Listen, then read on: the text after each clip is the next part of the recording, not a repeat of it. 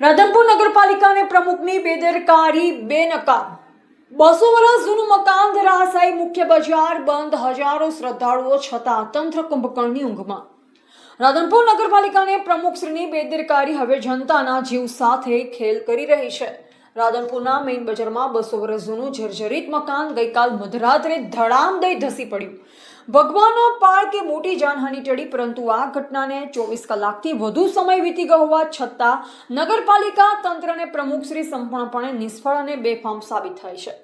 મકાનનો કાટ માળબો તો દૂર, એક ઈંટ પણ ખેસરવાની તસ્દી લેવામાં આવી નથી। આ બેદરકારીના કારણે રાધનપુરનું હૃદય સમાન મેઇન બજારનો રોડ સંપૂર્ણપણે બંધ કરી દેવાની ફરજ પડી છે। રોજ હજારો વેપારી, ગ્રાહકો, શાળાના બાળકો અને વૃદ્ધોને આંટાફેરા કરવા પડી રહ્યા છે। વેપાર ઠપ થઈ ગયા છે, છતાં નગરપાલિકાના ચીફ ઓફિસર અને પ્રમુખશ્રીને કોઈ ફરક પડતો નથી। આ સમયે રાધનપુરની સ્થિતિ વધુ ગંભીર છે। હાલ રાધનપુરમાં પરમ પૂજ્ય શ્રી ગજાધિપતિ અભયદેવ સુરેશ્વરજી મહારાજ સાહેબ સહિત 80-90 ગુરુ ભગવંતો અને દેશ વિદેશથી આવેલા હજારો જૈન અજૈન શ્રદ્ધાળુઓ ચોમાસાર્થે પધારેલ છે।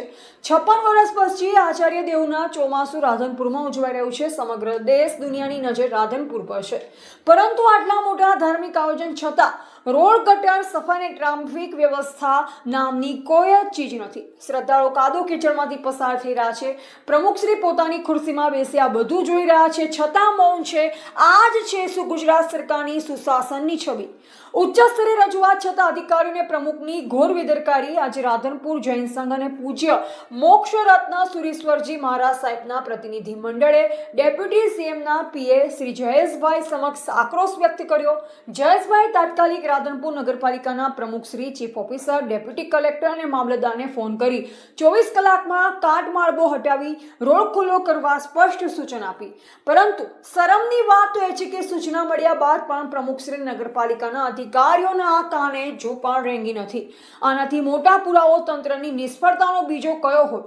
જ્યારે સરકારના ટોપ લેવલની સૂચના પછી પણ કામ ન થાય તો રાધનપુરની જનતા કોની પાસે ન્યાય માંગે?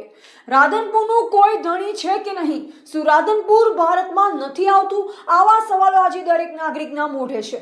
જૈન સમાજ, વેપારી મહામંડળ અને રાધનપુરની જનતા નગરપાલિકા અને પ્રમુખશ્રીની આ બેદરકારીની સખત શબ્દોમાં નિંદા કરે છે।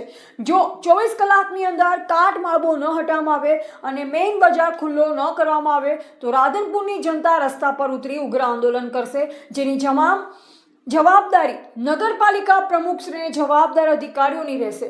હવે જોઈ રહે છે કે પ્રમુખશ્રી અને નગરપાલિકા ક્યારે કુંભકર્ણની ઊંઘમાંથી જાગે છે અને જનતાની તકલીફ સમજે છે।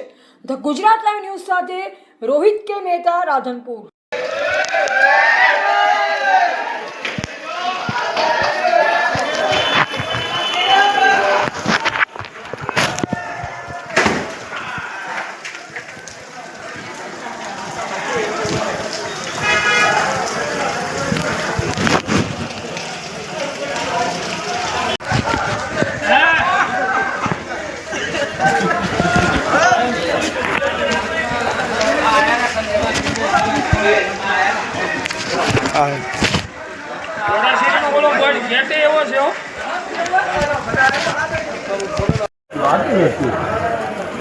अरे हाईवे वरसाद પડે અને કપાસ વરસાદ પડે હાઈવે હા ઓ હોય એટલે ભયા ઉટલે ઉટલે જવાય હા આવે મારું બનાલાલ કાકા મારું આવે ઓ હોય ભાઈ ઉટલે ઉટલે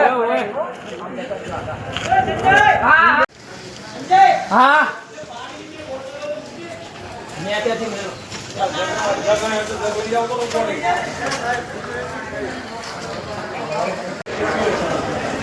હવે સંજય બધાયનો લઈ લો નથી કોણ કરવા હા